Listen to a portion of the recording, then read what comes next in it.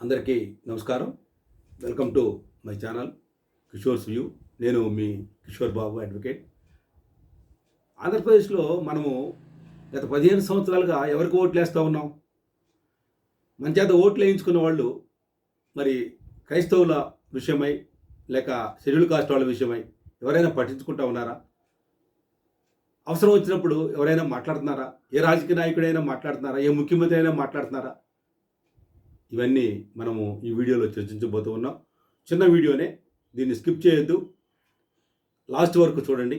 ఇంకెవరైనా మన ఛానల్ చూసేవాళ్ళు సబ్స్క్రైబ్ చేసుకోకపోతే సబ్స్క్రైబ్ చేసుకోండి. సరే, విషయానికి వస్తే ఇప్పుడు మనం గత 15 సంవత్సరాలుగా ఓట్లు వేస్తూ ఉన్నాం. ఎవరికి వేస్తూ ఉన్నాం? మన బైఫ్రికేషన్ జరిగినప్పుడు రాష్ట్రం ఆంధ్రప్రదేశ్గా మనది తెలంగాణలో నుంచి విడిపోయినప్పుడు మొట్టమొదట చంద్రబాబు నాయుడు గారిని ఎన్నుకున్నాం. అందరూ కూడా ఆయన అనుభవజ్ఞుడు, ఆయన మరి పరిపాలనాధ్యక్షుడు, ఇటువంటి అన్ని ఆలోచన చేసి ఆయన కూడా చెప్పుకున్నారు, నేను హైటెక్ సిటీని నేను నిర్మించాను, అలాగే నేను మరి టెక్నాలజీలో నేను మాస్టర్ని. అసలు ఇక ప్రతి విషయం మనకు తెలుసు కదా. ఆయన నమ్మి ఏం చేసామంటే మొట్టమొదటిసారిగా ఆయన్ను మరి గెలిపించాం. ముఖ్యమంత్రిగా మరి విడిపోయిన ఆంధ్రప్రదేశ్కి మొదటి ముఖ్యమంత్రిగా ఆయన్ని మనం చేసుకున్నాం. చేసినప్పుడు ఆయన మనకి ఏమైనా చేశారా అంటే ఏమీ లేదు. దళిత క్రైస్తవులు విషయాలు ఏమైనా మరి ఆయన చేయగలిగారా అంటే చేయగలిగిన సందర్భం ఏదీ లేదు.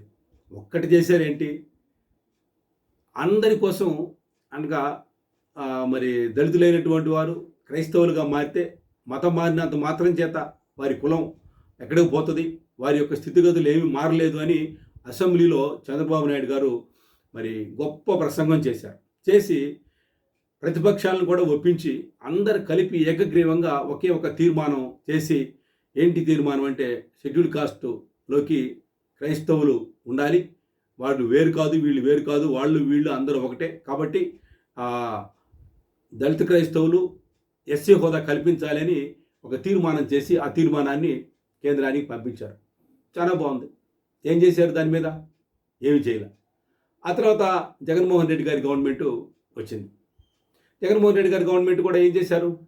దళితుల పక్షాన నేను మరి దళితులకు మామయ్యనన్నారు, లేక నేనే మేనమావని అన్నారు. ఇవన్నీ రకరకాల మాటలు చెప్పారు.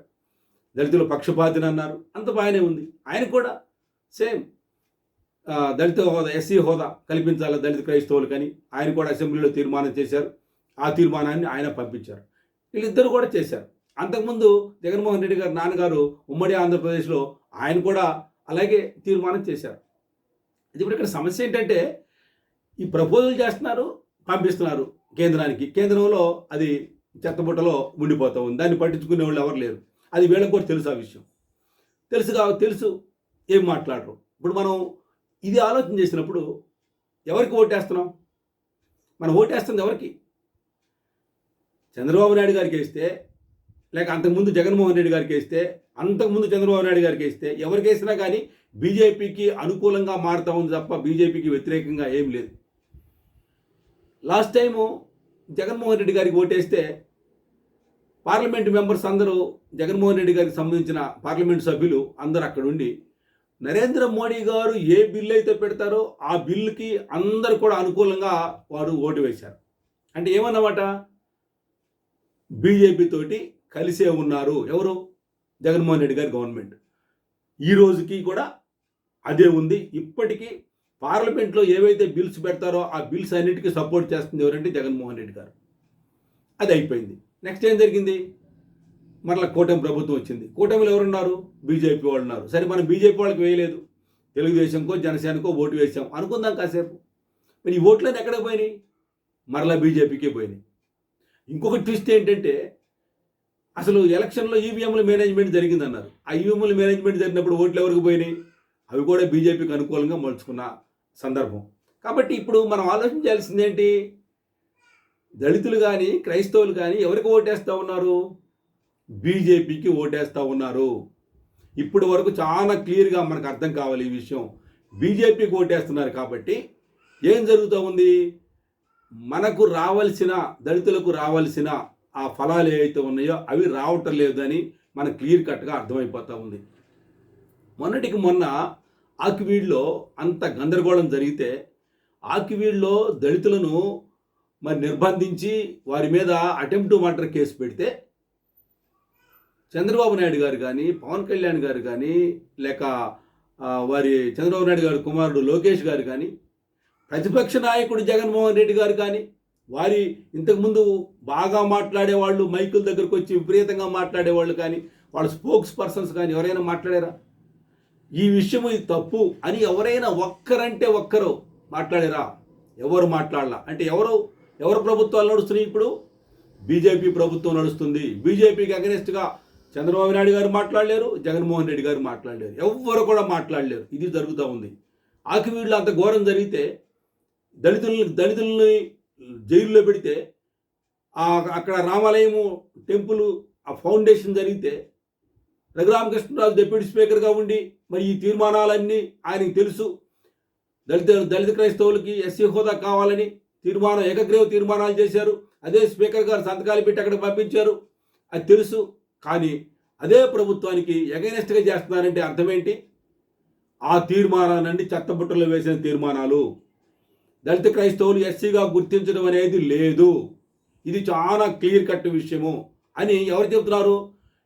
జగన్మోహన్ రెడ్డి గారి తరపున, చంద్రబాబు నాయుడు గారి తరపున, ఇద్దరి తరపున చెబుతుంది ఎవరంటే మన డిప్యూటీ స్పీకర్ అయినటువంటి రఘురామకృష్ణరాజు గారు. అంటే ఇప్పుడు ఏంటి? ముగ్గురు కూడా ఒకటే, అందరూ ఒకటే అనేది మనం అర్థం చేసుకోవాలి. ఈ పరిస్థితుల్లో మరి బీజేపీకి ఓటేసామా లేదా అంటే డౌటే ఉంది దానిలో. బీజేపీకి ఓటేసాం. ఇప్పుడు చేయవలసిన పని ఏంటి? కూటమి ఒక శక్తి, జగన్మోహన్ రెడ్డి ఒక శక్తి, రెండు శక్తులు పనిచేస్తూ ఉన్నాయి ఆంధ్రప్రదేశ్లో. మూడో ప్రత్యామ్నాయం, మూడో శక్తి ఏదైనా వస్తే ఆ మూడో శక్తి ఏదైతే ఉంటుందో ఆ మూడో శక్తికే ఓట్లు వేయాలి ఈసారి దళితులు. అది అవసరం.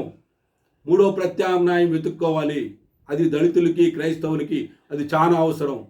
కనుక మనం గమనించాల్సిన విషయం ఇక్కడ, ఎవరికి ఓటేసినా ఇప్పుడున్న పార్టీల్లో బీజేపీ కానీ, తెలుగుదేశం కానీ, లేక వైఎస్ఆర్సీపీ కానీ, వీళ్ళలో ఎవరికి ఓటేసినా, జనసేనకు కానీ ఎవరికి ఓటేసినా కానీ మొత్తం కూడా బీజేపీ ఖాతాలోకి వెళ్తూ ఉన్నాయి. కాబట్టి మూడో ప్రత్యామ్నాయం మనం వెతుక్కోవాలి. దళిత క్రైస్తవుల విషయం గమనించాలి.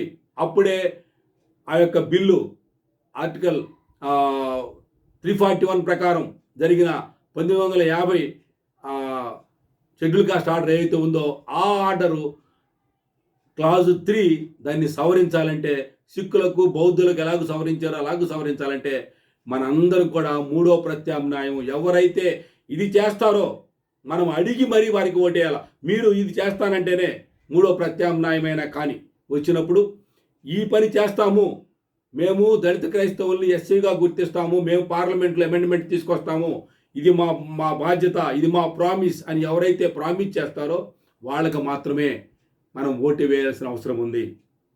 ఈ విషయం గమనించండి.